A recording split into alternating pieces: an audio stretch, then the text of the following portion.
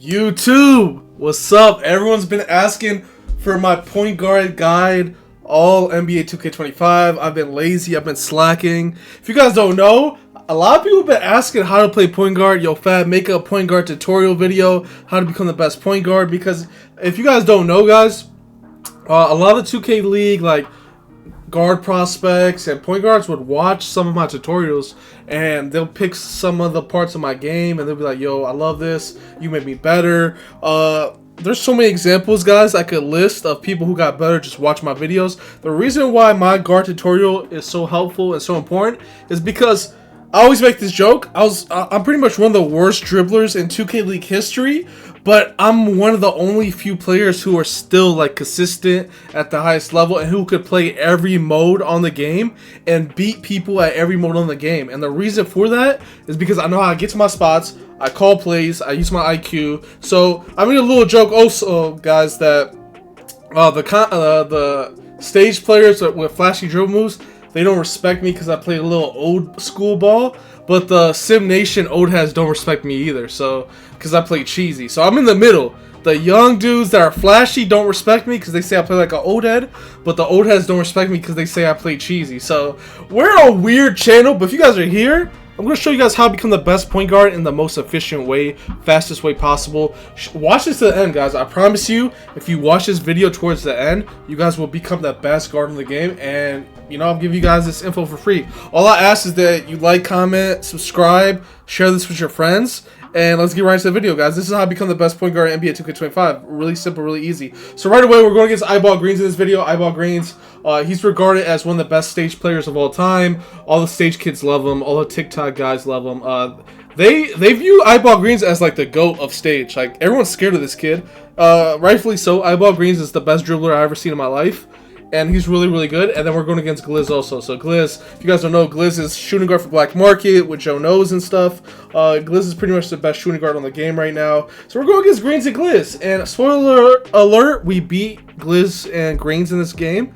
We beat Glizz and Greens. And it's crazy because, you know, the guy who is an old head, aka me, who barely dribbles, beat two of the best dribblers in the game just off IQ and just, you know, experience. So I'm going to show you guys what I do, what I learn, stuff like that. So make sure you guys like, comment, subscribe. And we're going to break down this video right away. So right away, we do something right away that I want to break down to you guys. And it's the quick stop running wide. So the quick stop running wide is really effective. I told my shooting guard to wrap up.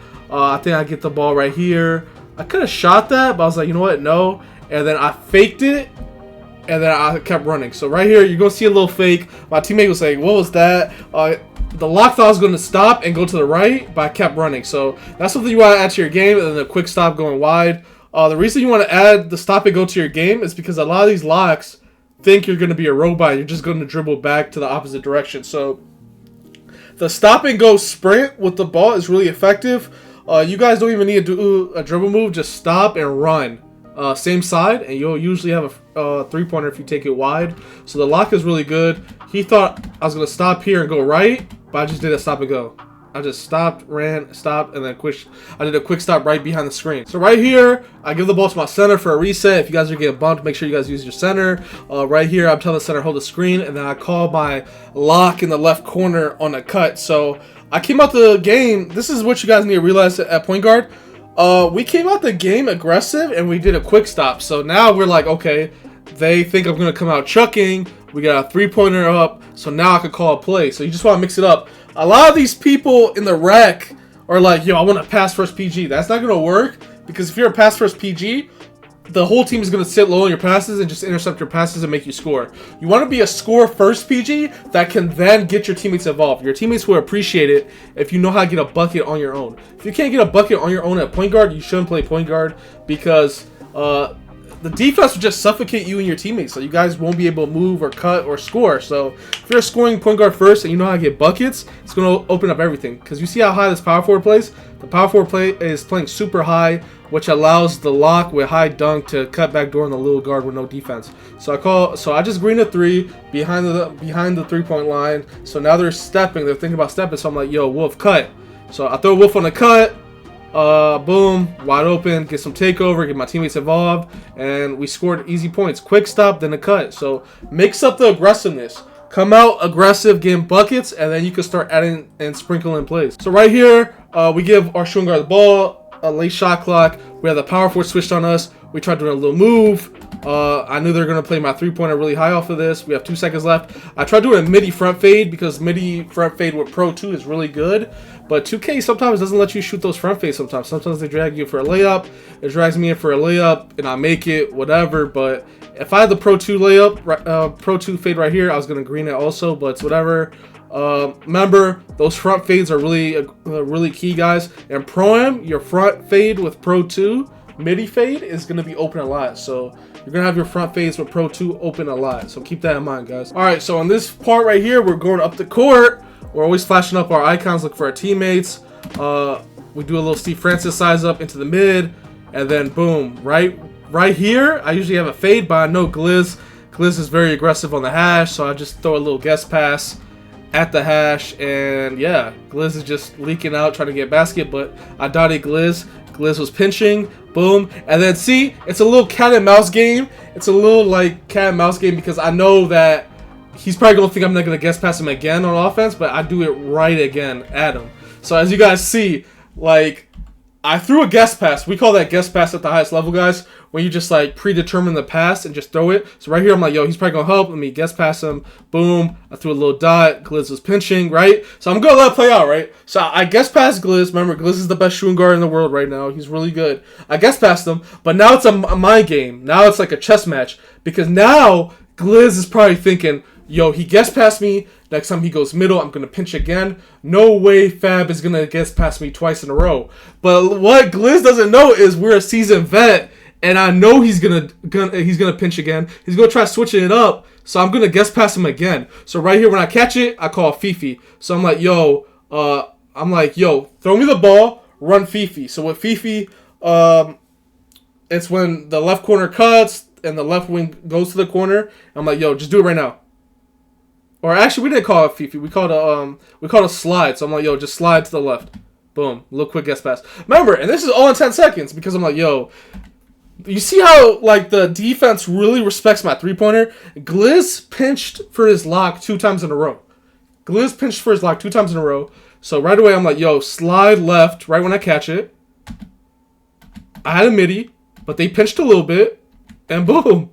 They're like, yo, what is going on? So you see how balanced it is? I came out, first play of the game, aggressive three-pointer. I came out with like a midi front fade that drive me to the layup, whatever. And then I called 4 plays that led to 4 assists.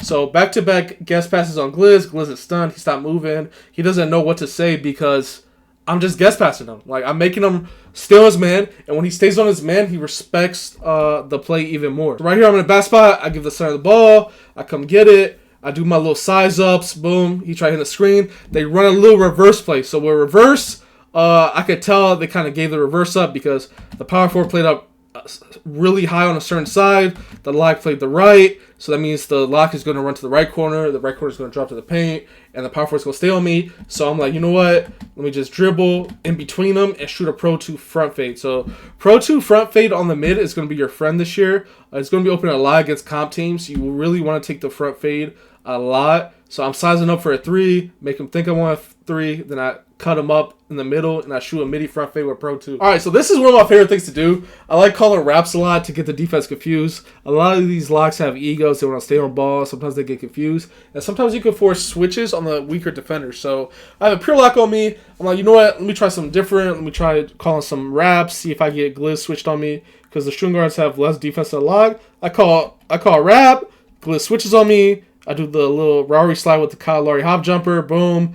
I do the Zach LaVine step back. And usually off the Zach LaVine step back, people think you're going to do a Steve Francis right to the right side. Gliz assumed that, and he tried blitzing my right side. But I know Gliz is very aggressive. So instead of doing a Steve Francis to the right, I do the same side to the left. Devin Booker aggressive breakdown. Boom. He gets beat. He jumps at me from behind. That should be a 4-point play. Like 2K, I could Gliz. that should be a 4-point play. So off the wrap, I get Glitz to switch on me. I do the pullback. He blitzes my right, think I'm going Francis right. But instead, I do a Devin Booker aggressive breakdown. Devin Booker aggressive breakdown, you do right trigger up on the right stick. It gives you that little crab ante. It's a good move to utilize, get little crabs off. But that should be a 4-point play. I absolutely could Glitz off this. But the reason I got the Glitz switch is because I called wrap. I called the wrap. I did the snatch back. He played my right. I knew he was going to do that. Went for a crab. Easy 3. So remember I told you guys how aggressive I am. I have the midi open a lot. I have a lot of things open. So right away, I went wide. He reached. I had a 3-pointer. I could take the 3-pointer to the mid. Glitz pinch is heavy. I could throw that pass quicker. I didn't. But, you know, with 2K25, it's hard to contest shots. And that's an open shot. But you guys see, like, the main thing you want to take away in 2K25 is running wide is really good this year. Like, running wide is really good. When you run wide, you force switches, you force middies. And usually, if they cut your wide angle and then you do like some dribbles in place, you have a wide open 3. So you want to mix it up. You want to mix it up with the standstill dribbling, but running wide really helps you this year because it forces switches on the screen. So as you guys see, I take a wide angle. I run really wide. I have a 3-pointer. I have a quick guesser. It still worked out, but yeah, we're scoring at will right now. We're about to get takeover, and we're dominating. Right here, we're getting bumped. We're getting bumped. We run right, Steve Francis right. We did a little Steve Francis cancel. We did Steve Francis right, then Steve Francis left, then front fade by Pro 2. Very simple. Pro 2 front fade is really effective. Pretty easy move right there. They're very aggressive. They're trying to blitz my middle. I knew that. Then I just did the Steve Francis back and forth into mid. So right here, I'm getting bumped. I throw it to my center. Remember, guys, when you're getting bumped, use your big man, use your centers up court. You don't really want to force any crazy passes. I use my center. My center resets it. But right here, right when I knew I had bads, and I knew I was scoring it a little bit too much. So I'm like, yo, right when I catch it, slip. So this was predetermined. I'm like, yo, right when you throw it back, slip right away. So he throws the ball right back, and he slips right away, and I just throw it. So just communicate with your teammates, guys. Call random plays. It will work out. But remember, this wouldn't happen if I wasn't scoring at will. So as you guys see right here, at halftime, we have pretty much a double-double against one of the best teams and players of all time. Like, we have a double-double against their dribble god backcourt, A+, double-double. Those are like rec numbers in the rec center. Like, we're shooting 67%, we're shooting 60% for 3. It's a 2K with RNG, and we're shooting 60% for 3. That's how you know we're dominating the offense, and we're running a really efficient offense. So 12 points, 8 assists against one of the best backcourts of all time, in Glitz and Greens. And, you know, we're playing simple, man. Like, as you guys see, I'm not doing anything special. I'm just playing with IQ, playing very simple, just manipulating the defense. So right here, this is one of my favorite things to do right here. This I like to call a hash stop for Stage sometimes. Stage love this. Stage always talks about how I love when Fab uses me. I love when Fab involves me in plays. So usually, if you guys want to do this, if your power forward is inbounding, you could do this with your lock too. But if your lock or power forward is inbounding, you could do hash stops for them. Because the center that's guarding the power forward is usually going to wait for the power forward to go to his corner. And sometimes you could call a random hash stop to make people, like, catch him off guard. So right away, Stage is trailing. I'm like, yo, Stage, hash stop, trust, hash stop. So the center is going to meet him to the corner, expecting him to go corner. But look what Stage does. Hash stop, boom. Breaks his ankles, wide open 3. Because I didn't call this all game, but I sprinkled it in.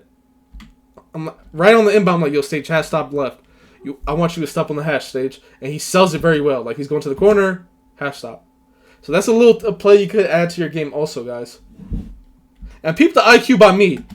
Usually, I'm not going to lie, usually a lot of point guards, like, they get back.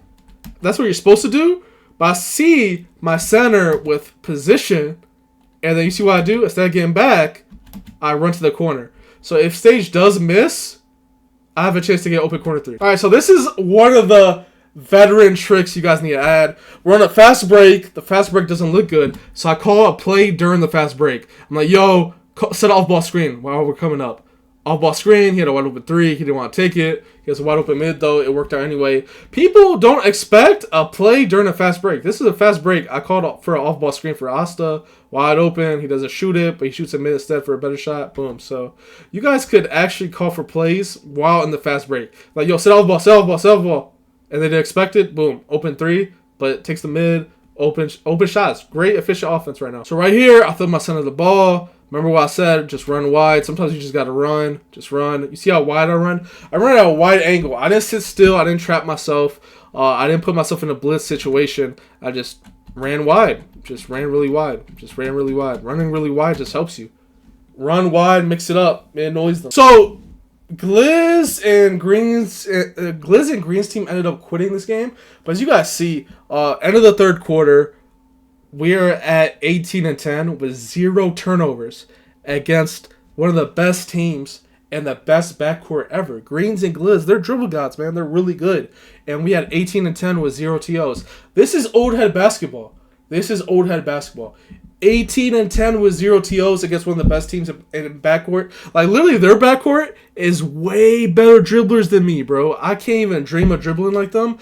But with my little tutorial you guys are watching, you guys are seeing how simple I play, and you guys can put it into your game and just win also. Like, it's very simple. Call plays.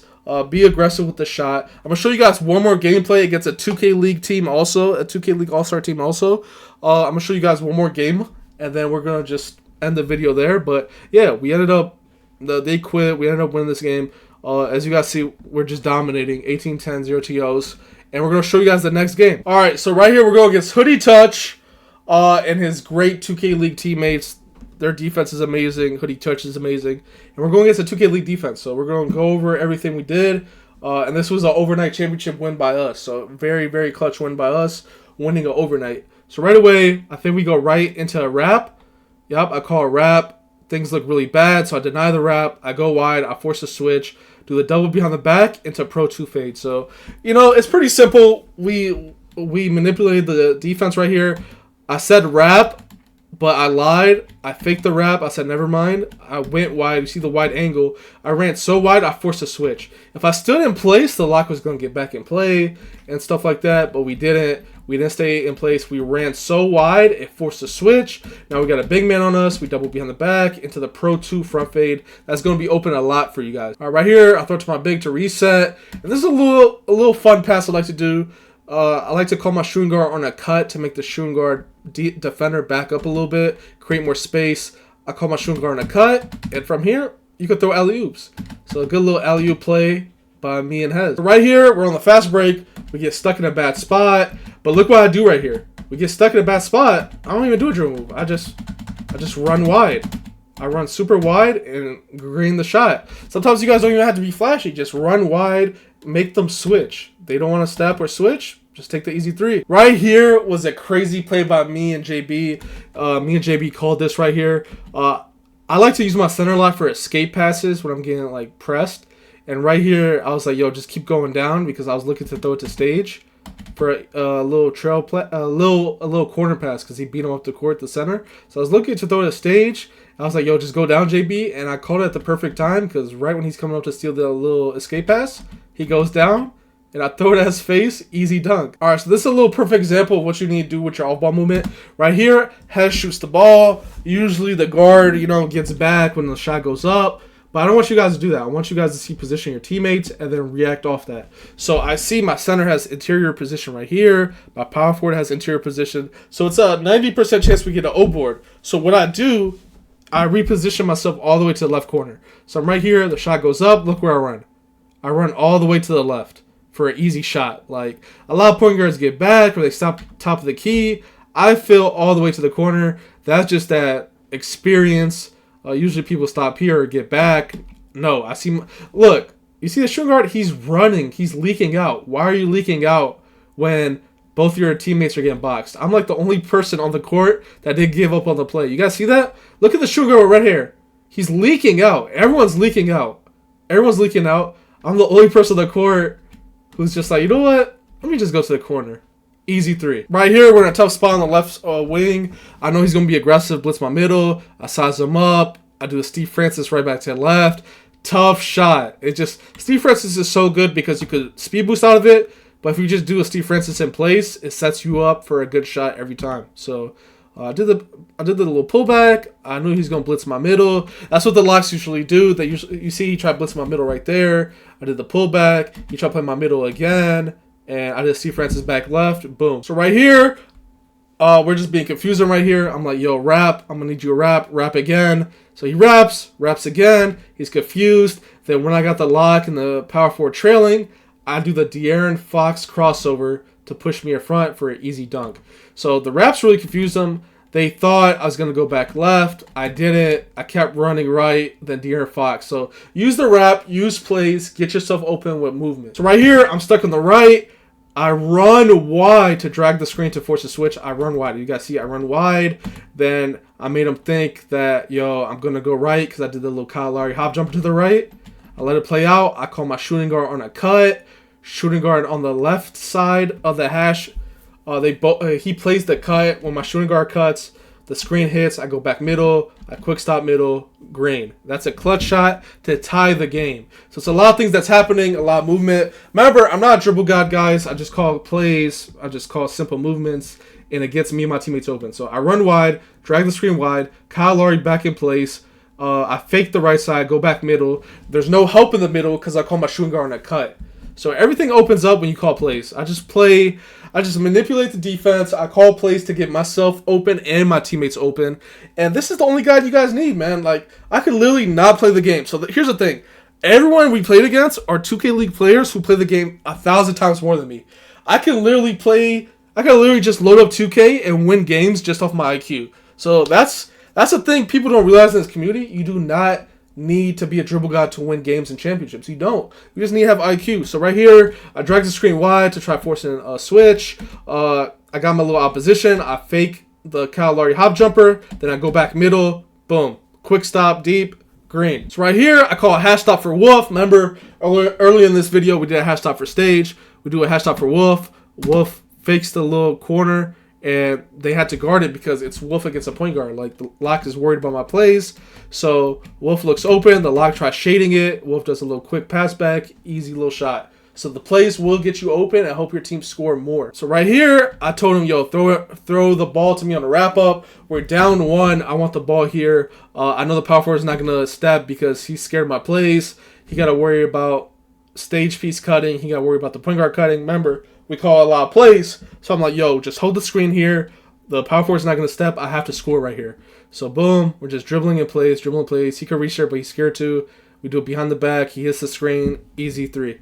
So the thing is, the reason why I decided to be so aggressive here is because I was calling a lot of plays this quarter, and I know that the power forward is going to sit low. The power forward is going to try stealing the cut from the right corner, from the left corner. So that means it's 2-on-1. The center just need to connect with a screen, and I have an open 3. So when you call so many plays, remember that rec comment I made earlier, guys? That if you're a rec player that just passes, everyone's going to sit low and not respect your shot. Well, this is what this team is kind of doing. They're like, yo, Fab is in his playmaking bag right now.